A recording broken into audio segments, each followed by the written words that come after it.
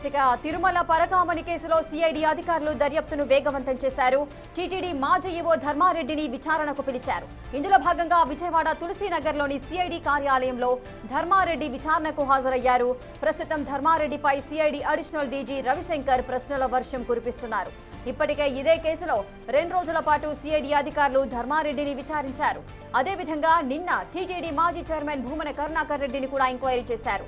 ఇక పలువురు అధికారుల విచారణ పూర్తయిన తర్వాత మళ్లీ ధర్మారెడ్డిని సిఐడి అధికారులు పిలిచి విచారిస్తున్నారు.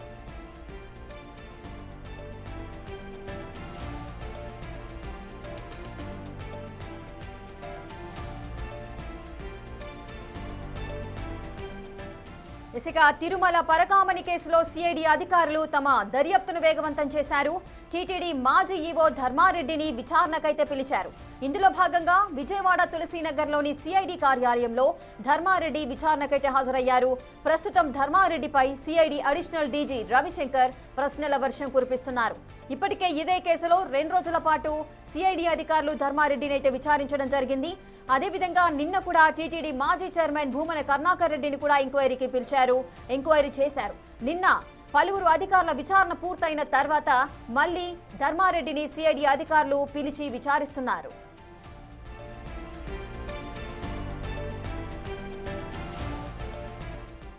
ఇసుక ధర్మారెడ్డి విచారణ ఏ విధంగా జరుగుతోంది? 2 సార్లు అంటే పలువురు అధికారులను విచారించిన అనంతరం ఇప్పుడు మళ్లీ ధర్మారెడ్డిని పిలిచి సిఐడి అధికారులు విచారించడానికి గల కారణాలేంటి? ఈ అంశాలకు సంబంధించిన పూర్తి డీటెయిల్స్ మా ప్రతినిధి శివ అందిస్తారు. శివ, మొత్తం మీద చూసుకుంటే పరకామణి వ్యవహారానికి సంబంధించి టీటీడీ మాజీ ఈవో ధర్మారెడ్డిని ఏదైతే సిఐడి అధికారులు మరోసారి విచారణకు పిలిచారు. ఇప్పటికే తిరుపతిలో 2 రోజుల పాటు ధర్మారెడ్డిని విచారించారు. నిన్న ఈ కేసుకు సంబంధించి కూడా టీటీడీ మాజీ చైర్మన్గా ఉన్న భూమన కరుణాకర్ రెడ్డితో పాటు పలువురు అధికారులను కూడా ప్రత్యేకంగా పిలిచి విచారణ చేపట్టిన పరిస్థితి కనిపిస్తోంది. గతంలో 2 సార్లు ధర్మారెడ్డిని విచారణకు పిలిచినప్పటికీ ఆయన ఏమాత్రం కూడా సహకరించలేదని చెప్పి తెలుస్తోంది. ఈ నేపథ్యంలోనే ఈరోజు ఉదయం 11:30-12 గంటల నుంచి కూడా సిఐడి చీఫ్ రవిశంకర్ ఐఎన్ఆర్ నేతృత్వంలో కూడా ధర్మారెడ్డిని విచారణ కొనసాగుతూ ఉంది. అలాగే ఈ కేసుకు సంబంధించి ఫిర్యాదుదారుడు ఎవరైతే ఉన్నారో సతీష్ కుమార్ మరణంతో ఈ కేసు తీవ్రంగా పరిణలోకి తీసుకుంటున్న పరిస్థితి కనిపిస్తూ ఉంది. అయితే ఎప్పటి నుంచి ఈ వ్యవహారం కొనసాగుతోంది, దీంట్లో ఎందుకు రాజీ పడాల్సిన పరిస్థితి ఏర్పడింది, అలాగే సతీష్ మరణానికి సంబంధించి ఎటువంటి కారణాలు ఉన్నాయి అనే కోణంలో కూడా విచారణ చేపడుతున్నారు. ఎవరెవరు ఏ అంశాలకు సంబంధించి సమావేశాలు నిర్వహించారు, దాంట్లో ఎవరు పాత్రదారులుగా ఉన్నారు, ఎవరు సూత్రధారుగా ఉన్నారు అనే దానికి సంబంధించి కూడా సిఐడి అధికారులు ధర్మారెడ్డిని సుదీర్ఘంగా ప్రశ్నిస్తున్నట్టు తెలుస్తూ ఉంది.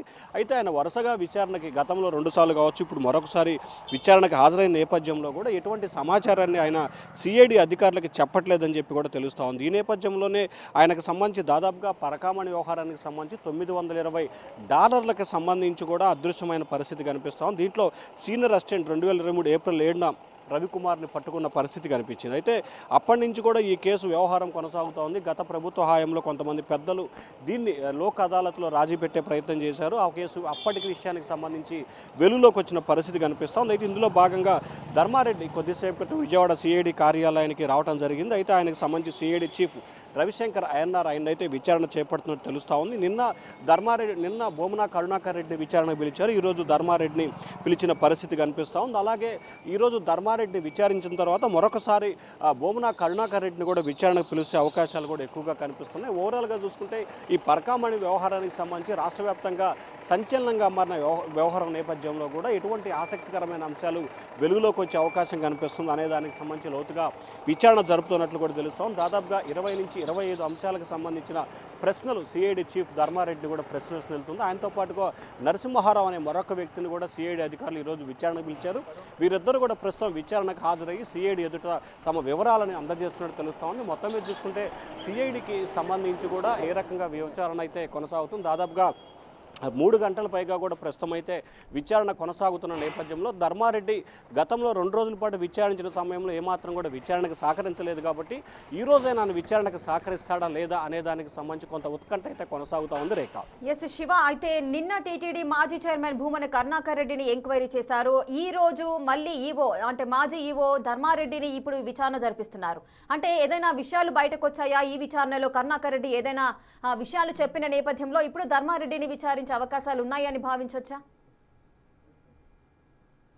అంటే ఖచ్చితంగా రేఖ, ఎందుకంటే గతంలో ధర్మారెడ్డి వ్యవహారానికి సంబంధించి కూడా ఆయన టీటీడీ ఈవోగా ఉన్న సమయంలోనే ఈ వ్యవహారం అంతా కూడా కొనసాగింది. అంటే టీటీడీ ఈవోకి సంబంధించి ఆయన అనుమతి లేనిది ఎటువంటి వ్యవహారాలు కూడా కొనసాగవు. ముఖ్యంగా అప్పటి సతీష్ కుమార్కి సంబంధించి ఐఓగా ఉన్న నేపథ్యంలోనే టీటీడీ ఈవో ధర్మారెడ్డి సూచన మేరకు మాత్రమే లోక్ అదాలత్లో ఈ కేసుని రాజీ పెట్టుకునే ప్రయత్నం చేశారని చెప్పి కూడా అప్పట్లో ప్రచారం జరిగింది. ఇటీవల ఈ వ్యవహారానికి సంబంధించి పలువురు వ్యక్తులని సిఐడి అధికారులు విచారణకు పిలిచిన నేపథ్యంలో కూడా ఇదే అంశం తెర మీదకి వచ్చింది. సో ఈ నేపథ్యంలోనే నిన్న భూమన కరుణాకర్ రెడ్డిని విచారణకు పిలిచిన సమయంలో కూడా ఏదైతే నేను టీటీడీ చైర్మన్ విషయాలకు సంబంధించి పాలక వర్గంలో నిర్ణయాలు మాత్రమే తీసుకున్నాను, ఎక్కడా కూడా పరకామణి విషయంలో తాను జోక్యం చేసుకోలేదు అనే చెప్పినట్లు కూడా తెలుస్తోంది. మొత్తం అప్పటి ఈవోనే దీంట్లో కీలకమైన పాత్ర పోషించారని చెప్పి ధర్మారెడ్డిపై భూమన కరుణాకర్ రెడ్డి చెప్పినట్టు తెలుస్తోంది.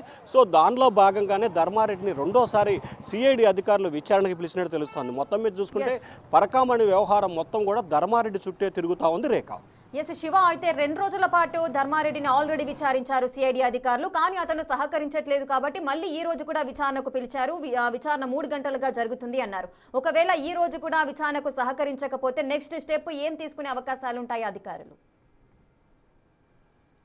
అంటే ఖచ్చితంగా ఈరోజు కనుక విచారణకి సహకరించకపోతే అదే అంశాన్ని కూడా సిఐడి కోర్టులో దృష్టిలో ప్రవేశపెడతారు. విచారణకి తమకు ఏమాత్రం కూడా సహకరించట్లేదు, ఆల్టర్నేట్గా మరొక మార్గాన్ని ఎంచుకునే ప్రయత్నం కూడా చేస్తారు. ఎందుకంటే సిఐడి అధికారులకు సంబంధించి లోతుగా దర్యాప్తు చేయాల్సిన పరిస్థితి కనిపిస్తుంది. ఎందుకంటే పరకామణి వ్యవహారం సంబంధించి 2002 నుంచి దాదాపుగా జరిగిన ఈ పరిణామాలకు సంబంధించి అప్పటి వైసీపీ సర్కారు వ్యవహరించిన తీరు కావచ్చు, అప్పటి ఈవో ధర్మారెడ్డి కావచ్చు, చైర్మన్గా ఉన్న భూమన కరుణాకర్ రెడ్డి కావచ్చు, సో వీరిద్దరి పాత్ర పైన ఎక్కువగా అనుమానాలు కొనసాగుతున్నాయి. వీరిద్దరి ఒత్తిడి మూలంగానే ఈ వ్యవహారం అంతా కొనసాగిందనేది ప్రస్తుతం జరుగుతున్న చర్చ. సో ఖచ్చితంగా ఈ రోజు కనుక ఆయన విచారణకి సహకరించకపోతే మరోసారి విచారణకు పిలిచే అవకాశం కనిపిస్తుంది. అప్పుడు కూడా సహకరించకపోతే ఖచ్చితంగా ఉన్నత న్యాయస్థానానికి సంబంధించి ధర్మారెడ్డి వ్యవహారంపై ఫిర్యాదు చేసే అవకాశం కనిపిస్తుంది. ఆ తర్వాత కోర్టు డైరెక్షన్స్ బేస్ చేసుకుని కూడా ఖచ్చితంగా ఆయన విచారణకైతే సహకరించాల్సిన పరిస్థితి కనిపిస్తూ ఉంది. అప్పుడు కనుక అతను విచారణకి సహకరించకపోతే ఖచ్చితంగా కస్టడీకి తీసుకొని అరెస్ట్ చేసే అవకాశాలు కూడా ఉంటాయి. అరెస్ట్ చేసిన తర్వాత కూడా విచారణ చేసే అవకాశాలు అయితే కనిపిస్తున్నాయి. ఖచ్చితంగా ధర్మారెడ్డి ఇవాళ రేపట్లో కనుక ఆయన విచారణకు సహకరించబోతే ఖచ్చితంగా అరెస్ట్ చేసే అవకాశాలు అయితే స్పష్టంగా కనిపిస్తూ ఉన్నాయి రేఖ. శివ, అయితే నిన్న అంటే 2 రోజుల వరకు కూడా రవిశంకర్ అంటే additional DG CID additional DG Ravishankar అయితే ప్రశ్నల వర్షం కురిపిస్తున్నారు ధర్మారెడ్డి పైన అంటున్నారు. గతంలో కూడా అతనే విచారణ జరిపించారా ధర్మారెడ్డిని? అంటే ప్రధానంగా చూసుకుంటే సిఐడి అధికారులకు సంబంధించి 6 నుంచి 7 కూడుకున్న బృందం అయితే కొనసాగుతోంది. సో గతంలో ఎవరైతే కొంతమంది క్రింది స్థాయి అధికారులు సిఐడి ఎస్పీ కావచ్చు, సిఐడి డిఎస్పీ కావచ్చు, సిఐడికి సంబంధించిన క్రింది స్థాయి సిబ్బంది విచారణ చేశారు. సో విచారణ చేసిన సమయంలో విచారణకి వాళ్ళు ఎవరు సహకరించలేదనేది ప్రధానమైన ఆరోపణ. సో ఈ నేపథ్యంలోనే సిఐడి చీఫ్ హోదాలో రవిశంకర్ అయ్యన్నార్ ప్రస్తుతం ధర్మారెడ్డిని విచారిస్తున్నారు. సో ఖచ్చితంగా సిఐడి చీఫ్ విచారిస్తున్న నేపథ్యంలో ఏదో ఒక రకంగా ఖచ్చితంగా రకరకాల అంశాలకు సంబంధించి కావచ్చు, రకరకాల ప్రశ్నల విషయంలో కావచ్చు, రకరకాల జోక్యాలకు సంబంధించి కూడా వాటి అన్నిటిపై కూడా ప్రశ్నల పరంపర వేసే అవకాశం కనిపిస్తూ ఉంది. ఖచ్చితంగా సిఐడి చీఫ్ రవిశంకర్ అయ్యన్నార్కి సంబంధించి ఆయన ఎస్పీ దగ్గర నుంచి పనిచేశారు కాబట్టి ఖచ్చితంగా ఏ కేసులో ఏ వ్యక్తితో ఎర్రర్ని హ్యాండిల్ చేయాలి, ఏ రకంగా వారి వద్ద నుంచి సమాధానాలు రాపట్టాలి అనే దానికి సంబంధించి ఆయనకు పూర్తి స్థాయిలో అవగాహన ఉన్న పరిస్థితి కనిపిస్తూ ఉంది. కాబట్టి ఖచ్చితంగా ధర్మారెడ్డి ఇవాళ సహకరించకపోతే రేపుగా తెల్లుండిన ఖచ్చితంగా ఈ 2-3 రోజుల్లోనే పరకామణి వ్యవహారానికి సంబంధించి ఏమి జరిగింది, ఎవరి నేతృత్వంలో జరిగింది అనే అంశాన్ని మాత్రం సిఐడి అధికారులు ఈ 2 రోజుల్లోనే నిగ్గు తేల్చే అవకాశాలు కనిపిస్తూ ఉన్నాయి రేఖ. శివ, అయితే ఈ టీటీడీ పరకామణి కేసుకు సంబంధించి గత కొన్ని రోజులుగా ఇదే ఇష్యూ నడుస్తూ వస్తోంది. మరి ఇప్పటి వరకు సిఐడి అధికారులు ఈ కేసుని ఎంతవరకు సాల్వ్ చేశారు అనుకోవచ్చు? ఒక 50% అయినా విచారణ అనేది జరిగింది అని అనుకోవచ్చా? ఇంకా ఎంత పర్సెంటేజ్ ఉంది అని భావించవచ్చు? రైట్ రేఖ, దాదాపుగా సిఐడి అధికారులు ఈ కేసుకు సంబంధించి 60% ఏవో అంటే 50 నుంచి 60% పైగా కూడా విచారణని పూర్తి చేశారు. సో విచారణలో అధికారుల పాత్ర, ఎందుకంటే ధర్మారెడ్డి నోరిప్పితే దాదాపుగా ఈ కేసు పూర్తి స్థాయిలో కూడా విచారణ పూర్తయ్యే అవకాశం కనిపిస్తోంది. ఇప్పుడు ఈ కేసులో ఏ వైపు నుంచి ప్రశ్నించినా, అధికారులను ప్రశ్నించినా, మాజీ చైర్మన్ని పిలిచినా, లేకపోతే ఇంకా వ్యక్తులను పిలిచినా, అక్కడ పనిచేసిన ఉద్యోగుల్ని విచారించినా, ఎవరిని విచారించినా అన్ని వేళ్లు కూడా ధర్మారెడ్డి వైపే వెళ్తున్న పరిస్థితి కనిపిస్తోంది. సో ఈ నేపథ్యంలోనే ధర్మారెడ్డి నోరు విప్పితే దాదాపుగా సిఐడి అధికారులు ఈ కేసు విచారణ పూర్తయ్యే అవకాశం కనిపిస్తూ ఉంది. ఆ తర్వాత మరికొంతమంది అరెస్టులు జరగచ్చు, మరికొంతమంది కొత్తగా నిందితుల జాబితా చేరే అవకాశం కూడా కనిపిస్తూ ఉంది. ప్రస్తుతానికైతే దాదాపుగా 50 నుంచి 60% పైగా కూడా సిఐడి అధికారులు ఈ కేసు విచారణ పూర్తి చేశారు. ఇక ఏకైక ఆయుధం ధర్మారెడ్డిని ఒక్కరిని విచారించి ఆయన వద్ద నుంచి కీలకమైన సమాచారం రెండు అంశాలు: ఎవరి డైరెక్షన్లో చేశారు, ఎందుకు చేయాల్సి వచ్చింది, ఎంత ఆస్తులని రవికుమార్ వద్ద నుంచి కూడా రికవరీ చేశారు, ఆ ఆస్తులు ఎవరెవరి పేరు మీద బనాయించుకున్నారు, టీటీడీ పేరు మీద ఎంత అయినా మిగిలిన వారు ఎంత చేసుకున్నారు, ఈ 2-3 అంశాలకు సంబంధించే లోతుగా విచారణ కొనసాగుతోంది. కాబట్టి ఆ లోతుగా విచారణ ఆయన అంశాలు కనుక చెప్తే దాదాపుగా సిఐడి అధికారులు కేసు విచారణ పూర్తయినట్లు కూడా తెలుస్తూ ఉంది. Rekha. Right, thank you Shiva, thanks for the live details. ఇక తిరుమల పరకామణి కేసులో సిఐడి అధికారులు దర్యాప్తునైతే వేగవంతం చేశారు. టీటీడీ మాజీ ఈవో ధర్మారెడ్డిని విచారణకైతే పిలిచారు. 3 గంటలుగా విచారిస్తున్నారు. గతంలో 2 రోజుల పాటు కూడా ధర్మారెడ్డిని విచారణ చేసిన సందర్భాలున్నాయి. కానీ ఆ విచారణలో ధర్మారెడ్డి సహకరించని నేపథ్యంలో ఈ రోజు మళ్లీ విచారణకు పిలిచారు. విచారణ 3 గంటలుగా కొనసాగుతోంది. ఒకవేళ ధర్మారెడ్డి నోరు విప్పితే గనుక ఈ కేసు ఒక కొలికి